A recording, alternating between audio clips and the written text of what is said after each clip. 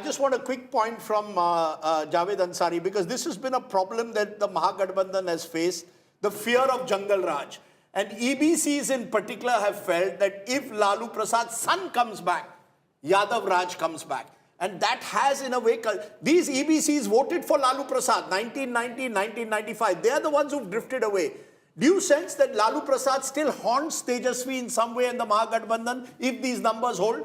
Yes, and I think Tejashwi has failed in emulating the kind of, in broadening his tent and emulating Akhilesh. Akhilesh also suffered. Samajwadi Party also carries this baggage of over-Yadavization. But there he spread the tent in the last Lok Sabha elections. Through PDA, he brought in other backward castes. Tejashwi has not been able to do it to the extent they ought to have done.